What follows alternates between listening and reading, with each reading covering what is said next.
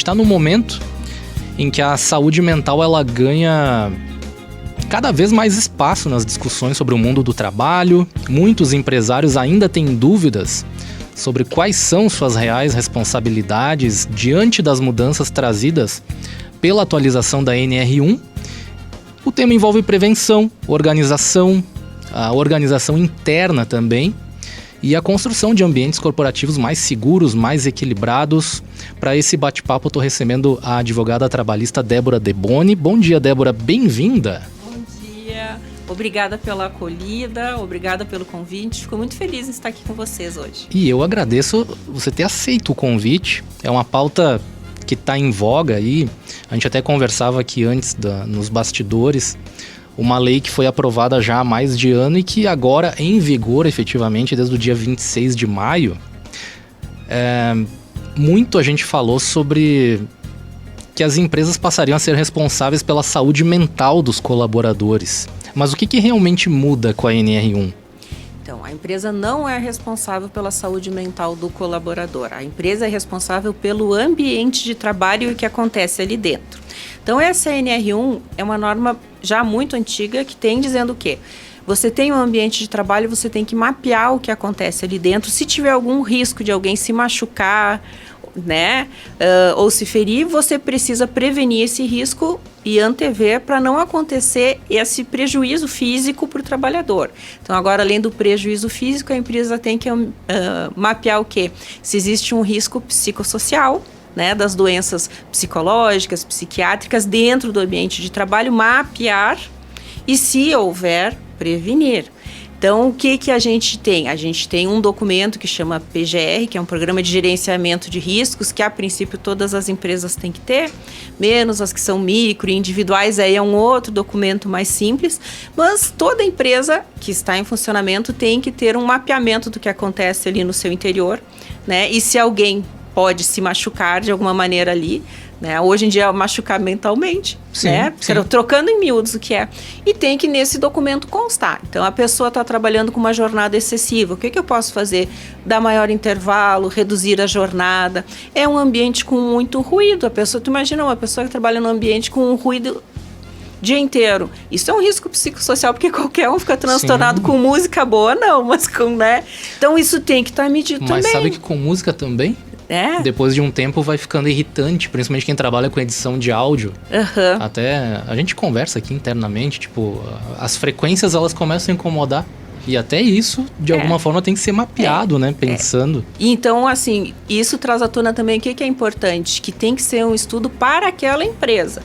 Então, né, esse exemplo que tu deu do risco por causa da música, inclusive. Então, para aquela empresa, tem que procurar um especialista que possa assinar esse documento. É um ergonomista, geralmente porque é uma norma ergonômica, tá? A NR1.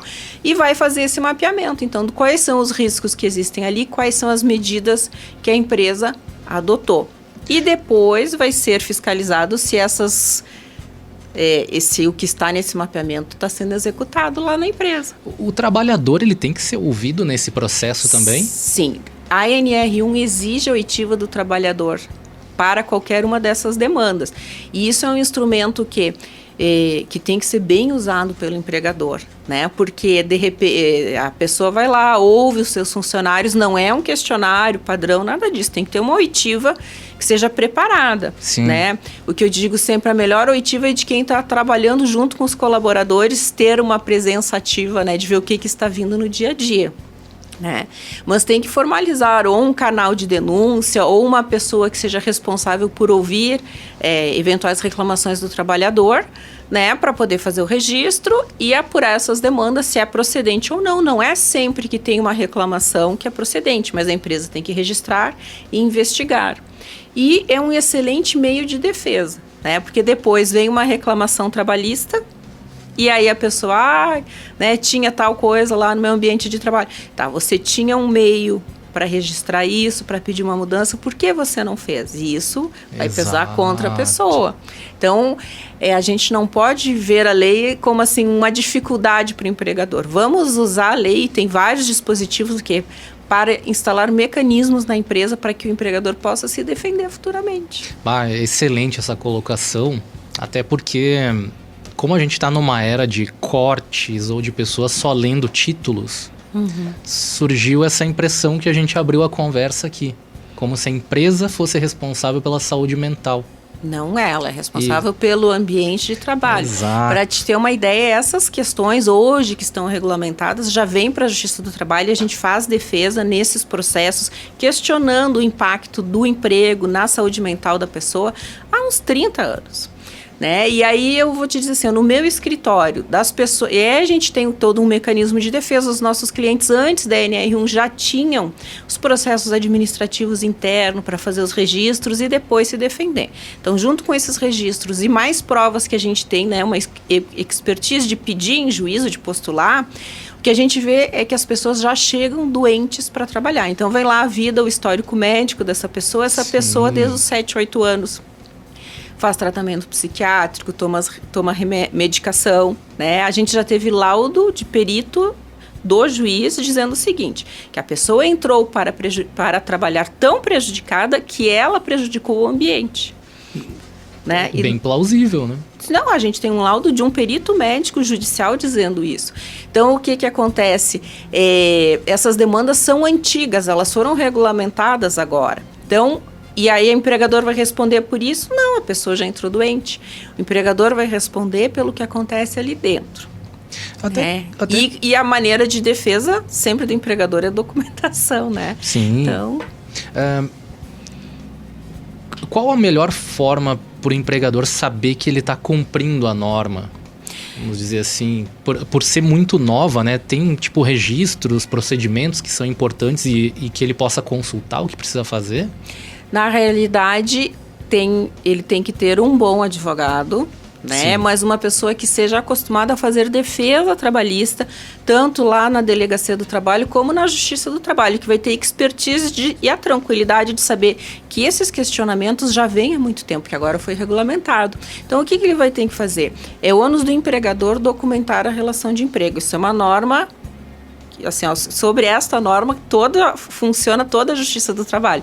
Então, ele tem que documentar, né, o que as pessoas fazem e se existe risco ali dentro. E quando houverem situações controversas, por exemplo, existe uma denúncia de assédio de um colega contra o outro, faz um processo que a gente chama processo interno administrativo, registrando o que a pessoa que acusa diz, o que o acusado diz, o que as testemunhas disseram. Se a empresa tem câmaras de vídeo, vai salvar os vídeos, aí vai depender de cada, né? Sim. E muitas vezes existe o quê? Uma primeira consultoria das pessoas vindo até nós com uma situação dessa e a gente vai estabelecer, a partir dessa consultoria, os mecanismos que porventura não existam, né?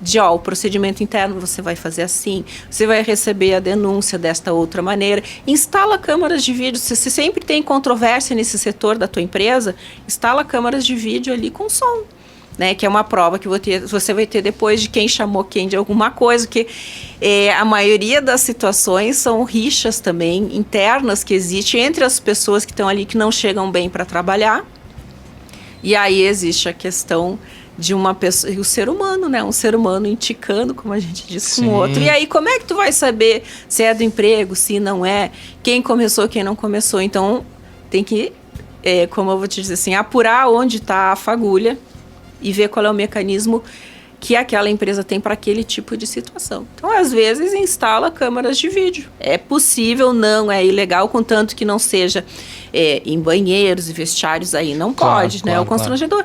Instala câmara de vídeo com captação de som. E aí você vai ver o que está acontecendo ali, né? Às vezes precisa o quê? O pessoal do setor de psicologia, se a empresa não tem setor de psicologia, né, uma empresa terceirizada, ir lá e fazer um trabalho com essas pessoas de qual é a função de cada um, né, como é que se comporta dentro da empresa. É importante o quê? Que sejam estabelecidas regras pela empresa, não precisa ter um manancial, um livro, mas regras simples, colocando nessas... Porque a NR1 diz o quê? Que você vai emitir ordem de serviço para o funcionário cumprir. Né? Então, faz a ordem de serviço. Olha, aqui não pode debochar do coleguinha, aqui não pode roubar o lanche do outro, porque existem e esses conflitos chegam todo dia na Justiça do Trabalho. Então, faz ordens ali que sejam claras, de simples entendimento, né? e estabelece para as pessoas, está aqui o que todo mundo tem que cumprir, a chefia tem que cumprir também. Então, lá na ordem de serviço, né, todo mundo assina, está documentado o que pode, o que não pode. Olha, você está fazendo muito hora extra, porque tem pessoa que faz hora extra porque a empresa paga. Sim. Então, você está passando o limite do que é aceitável. Então, está aqui na ordem de serviço, é no máximo X horas por semana, né? Você não pode, né? Porque a empresa não tem como, muitas não tem como ir lá e controlar o ponto, né? De que porque tem turnos, então entra um, sai outro, não tem uma pessoa só controlando se a pessoa está em hora extra ou não está. Então, assim, está aqui que você vai se comprometer, que não pode, que é meia hora extra, né? Não pode ficar 2 horas extras e meia. Aí a pessoa vai questionar, não, mas ele foi avisado, está aqui a ordem de serviço e ele não cumpriu. E outro detalhe, então se você passou a regra do que tem que, você mapeou, passou a regra do que tem que fazer, através do regimento interno ou da ordem de serviço, que é mais simples, a pessoa não cumpriu, você vai advertir, suspender e pode dar justa causa nesse funcionário. Porque ele é obrigado a cumprir a regra. É norma da empresa, norma né? Tá da registrado. Empresa. Bem interessante isso. O Cristiano mandou uma mensagem aqui. Se tu tem alguma dica, por exemplo, para identificar a diferença de problemas pessoais trazidos pelo colaborador e situações que realmente são responsabilidade da empresa.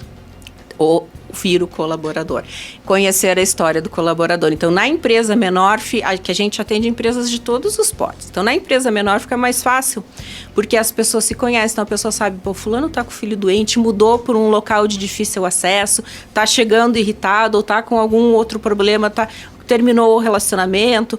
A pessoa sabe, né? Na empresa pequena, na empresa grande, não. Então, num momento em que tem uma mudança de comportamento, tem que fazer o quê? Ouvir a pessoa e ver o que está acontecendo.